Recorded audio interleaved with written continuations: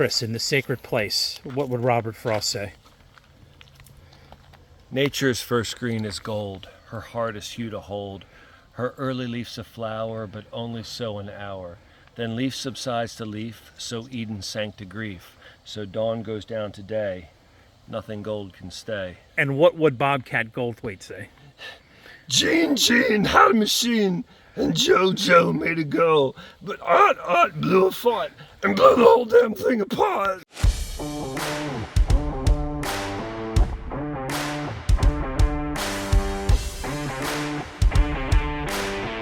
Hit it.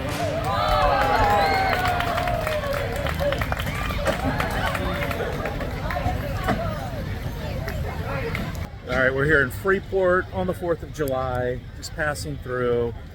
And we walked into a parade because we're here at this crazy McDonald's that I'm going to show you. It's right behind me. The place was originally an old farmhouse, but they turned it into a McDonald's, and apparently the town didn't want the traditional veneer or the traditional look of the McDonald's.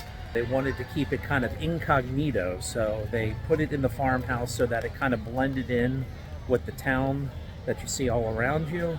And yeah, so it becomes one of the more unique McDonald's that we've been to in the United States, and kind of like our Roswell McDonald's experience. So I'm going to show you a little bit more of it now.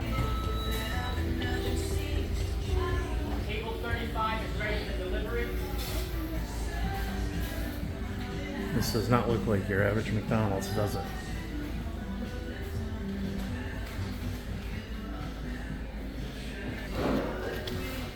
Say hi, Chris. So you got your entrance here, and over here they have a very nice seating area. Hey, there's a McDonald's logo. Otherwise you'd think you're in a park.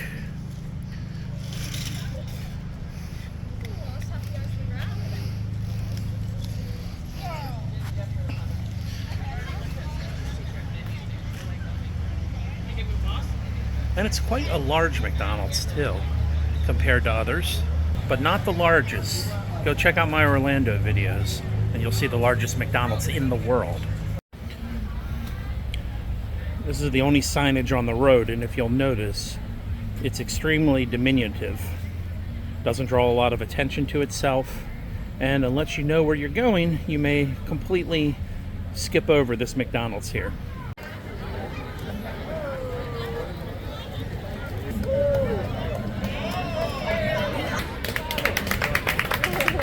Everyone's cheering for the Republican committee. Nice.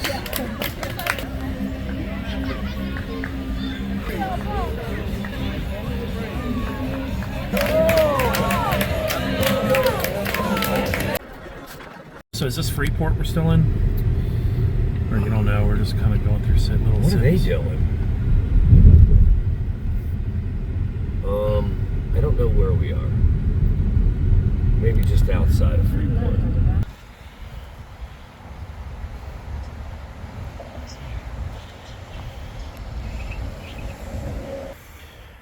All right, and here is Joshua Chamberlain. And now I'm going to hand it over to Chris, and he's going to tell you why Joshua Chamberlain is so important to American history and why we should remember him, especially on this 4th of July day. So Joshua Chamberlain was a lieutenant colonel in the 20th Volunteer Maine. He served at Fredericksburg, Chancellorsville, Petersburg, and Antietam, but he's most known for the gallantry in which he acted on at the Battle of Gettysburg. July 1st, 2nd, and 3rd, 1863. It was the 161st anniversary yesterday. But on the last day of the battle at Little Round Top, he was assigned to defend Little Round Top, and he had the high ground. However, his men were almost out of ammunition. A lot of the men didn't even have a single bullet. And instead of retreating against his officers, his subordinates' recommendations, he ordered that they were going to hold Little Round Top. In fact, it even went a step further. He ordered fixed bayonets. They charged a superior force that had ammunition, charged down the hill, and they had the high ground. They were on top of the rebels. It was a unit out of Alabama, and they eventually captured them, holding Little Round Top, ideally and arguably saving that flank from being rolled up in the first major Union victory in a large-scale battle, the Civil War, that kept Lee from going anywhere north and effectively ending the Maryland campaign. Afterwards, he climbed and was breveted as high as Major General, which is a 2-star general. And after the war, he came back. He was a professor down the street at Bowdoin College and even cleaned up a gubernatorial discrepancy and raced for governor and cleared that up. And then he died a peaceful death here in Maine and is buried here. Chris, where is Little Round Top if people don't know? Little Round Top is in Gettysburg. There's 2 hills. Pennsylvania, Battle of Gettysburg. One's obviously smaller, one's actually larger, hence their names. But he was holding the end of that fishhook line, and if they would have retreated or fallen back, the rebels would have easily charged up Little Round Top and taken the high ground, which is important for armor, cannon, and reconnaissance. So he didn't allow that to happen. They effectively pushed back the rebels from there. But the 20th Maine Monument is on the rocks at Little Round Top. I highly recommend everybody go see it. Even on their website, it's one of the most visited monuments of all of Gettysburg, which has hundreds of monuments to this day. It's very cool and very cool, worth seeing. Additionally, super hot. I've hiked Little Round Top on numerous occasions. It's incredibly hot during July. You got to think these guys had full beards, heavy wool uniforms, heavy muskets, or not muskets so much as heavy carbine rifles, little water. There was no water around. They drank up all the river. So these guys had next to nothing. So dehydration and the elements played as much of a role, and disease as much of a role, as actually getting hit with a mini ball. So what he did was no short of spectacular gallantry, and because of that, he was awarded the Medal of Honor. we showed up to the oldest tavern, oldest bar in all of Maine. Unfortunately, they're closed on the 4th of July, so we couldn't go in there. But we are going to go in there because there's a liquor store next door, and we're going to drink a beer outside of the front door because Chris thinks that that counts as actually visiting the place. But I guess maybe he'll get by on a technicality here. Technically, I will be inside. We're going to buy a couple of beers here, and we're going to drink them right over there to say that we were in the oldest bar in Maine, because we're headed northeast. We're not, and then we're looping, so we're not going to come back.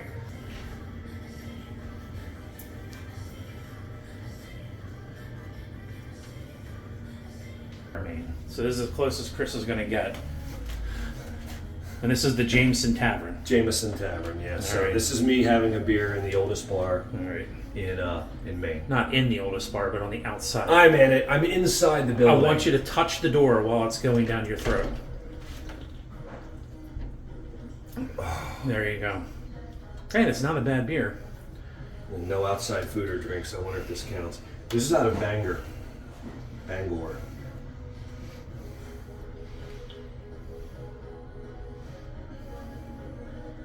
I like all these lobster shacks on the side of the road here in Maine. They're like pit beef stands in Maryland. So we're at the house of Harriet Beecher Stowe. She is a famous abolitionist and author from the 19th century who wrote Uncle Tom's Cabin. And the book itself was received in the North very well, but infuriated slave owners and those in the South who were pro-slavery. Uncle Tom's Cabin was infamously called the book that started the Civil War. It enraged so many people due to the content, the harsh treatment of slaves, that it energized many abolitionists and anti-slavery advocates. You can visit the Stowe House on the campus of Bowdoin College. Harriet Beecher Stowe's husband was a professor here at Bowdoin College, and it's said that she would have gatherings at the house and read over portions of her draft for Uncle Tom's Cabin to interested friends. Something like a coterie, I suppose.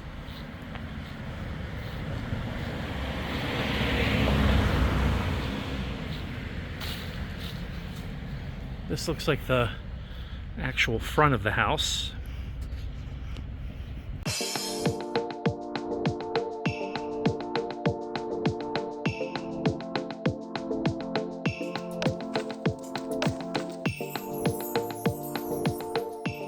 What's up, guys? We're at Taste of Maine in Woolwich, Maine. This was a stop we saw on the side of the road, and it just looked so cool. So we're gonna go in here and maybe get some clam chowder, maybe get some lobster. Who knows? Let's see what them little guys is doing.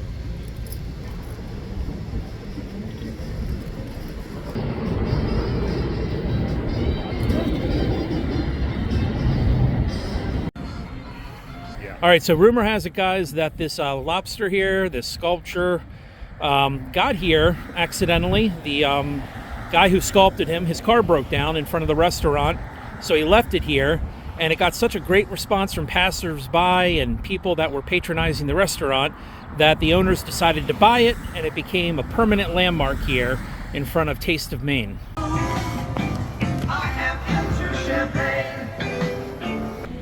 Pineapple and orange juice with watermelon and peach schnapps. Yeah, she told me that. That's their drink. Where are you looking? When you look, you're like specialty drink. You're like Gene Wilder. Look right here. I didn't know where I'm supposed to look. Right here.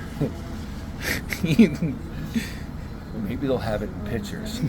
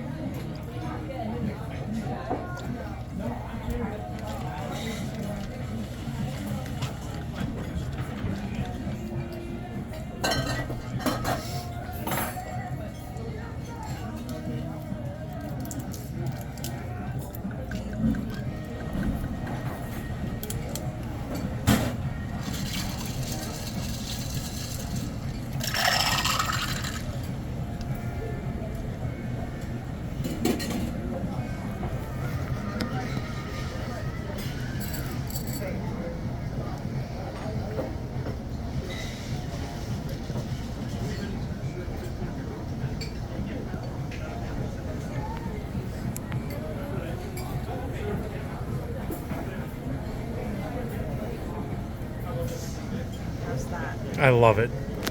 You can hand it to me too. Thank you so much. So welcome.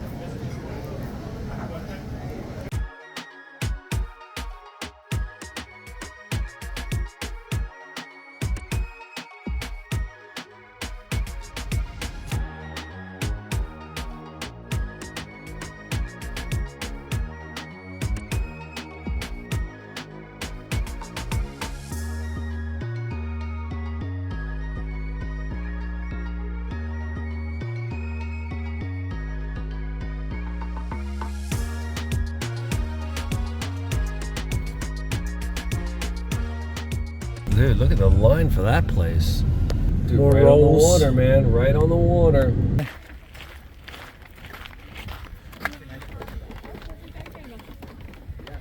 Chris, he's up ahead. He's waiting for us.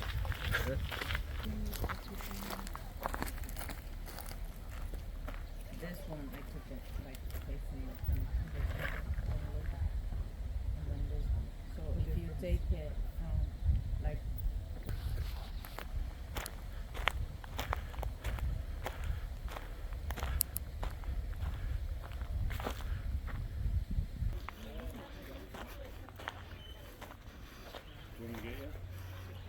So the story goes that some crazy European came to Maine and decided to place 5 monstrous giant-like trolls in the woods. And then the state of Maine figured it would be a good idea. And then you hike all over the place to find these 5 trolls. So you have to pay like 25 bucks to get in here. And we're here on 4th of July, so it's not crowded at all. It's actually a nice walk. Pay $25 to get some exercise.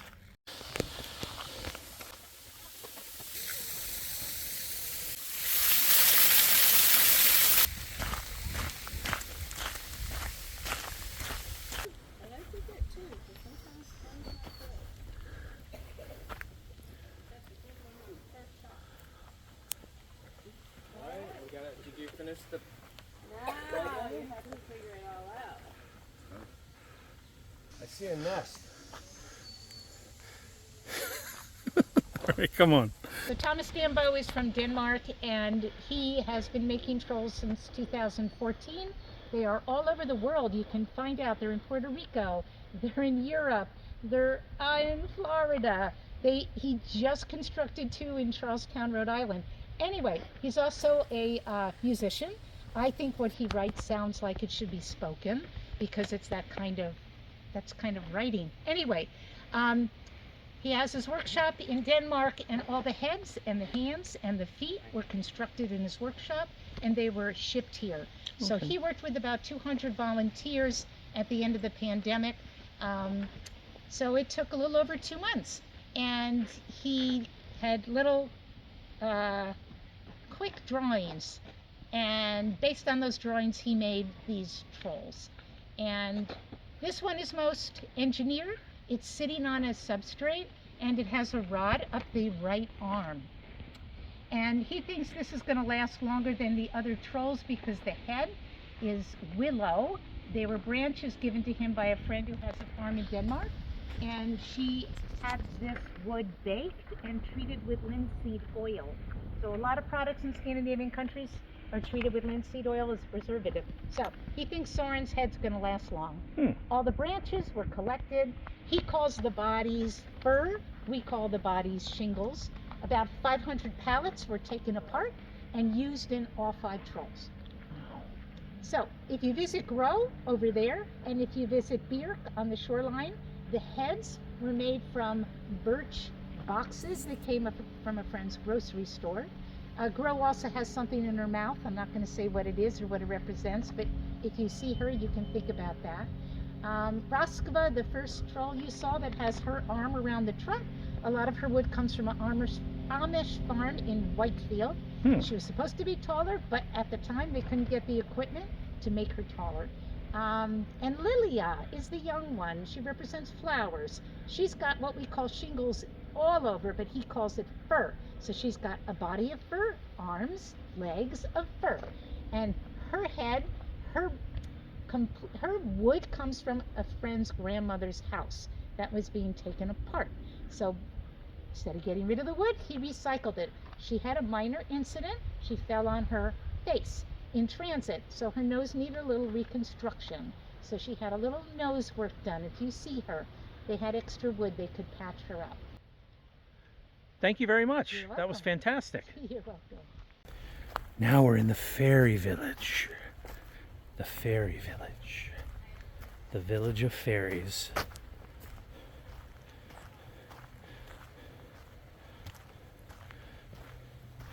Have a seat at the fairy banquet table.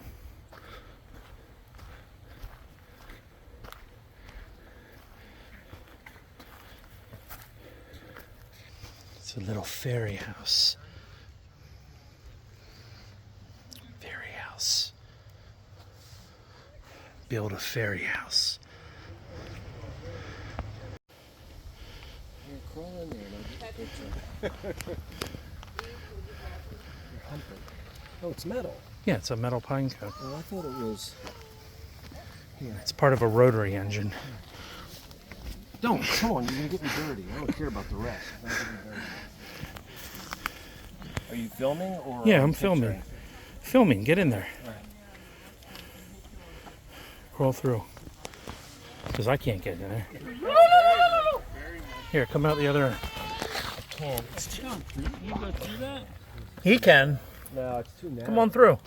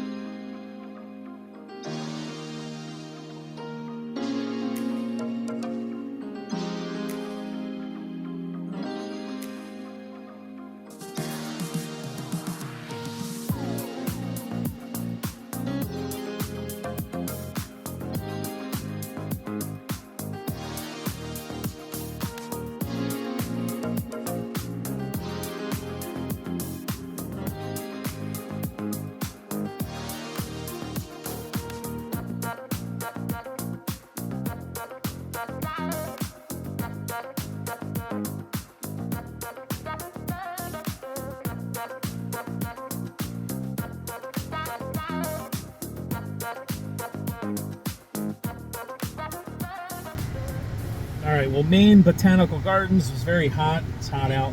It's like 85 degrees. But it was pretty cool. We got to see the 5 trolls that we wanted to see, and then we're going to try to continue to make our way up to Bar Harbor, but we keep getting distracted by all these little stops along the way.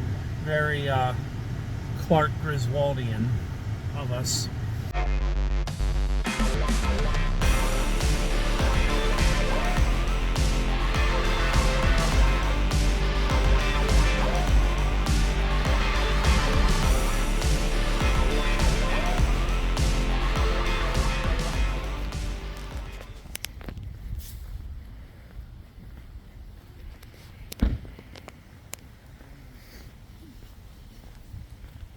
What's up, guys? We have made it to Stephen King's house in Bangor, Maine.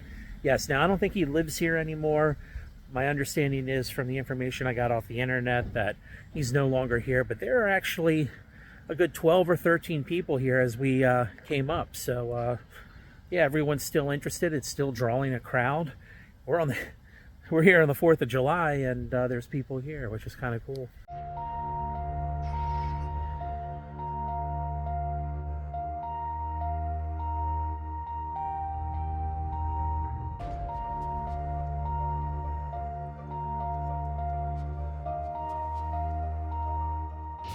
There is this very cool tree in the yard. I want you to take a look at this. It's been carved out.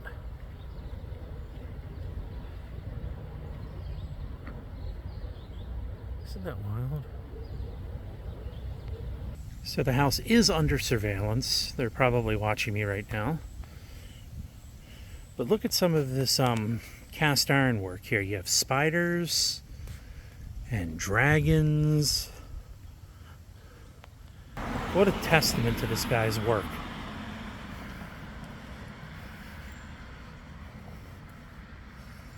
Well, I'm here in Bangor, Maine on the 4th of July. And we gotta find some fireworks. You gotta be hopeful, man, with your intentions, and just try to get as crunchy as possible.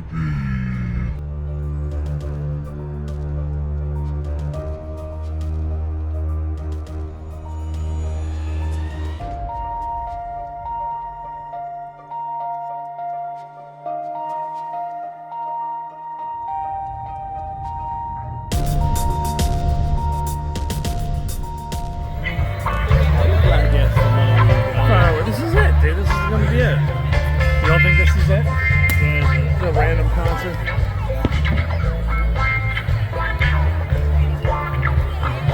Thank you, Bangor. Safe trip back home tonight.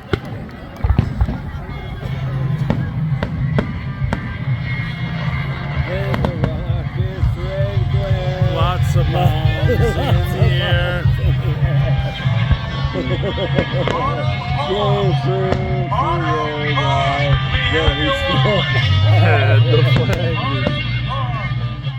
Join us next time on Travel with Trey when we visit a one-time fort that never saw conflict and make our way into Acadia National Park and Bar Harbor. And then finally, we head southwest back into New Hampshire before crossing into Vermont and into upstate New York on our way back home. Make sure to like and comment on this video and subscribe to my channel to keep up to date on all my latest content. I appreciate the support, and I'll see you next time.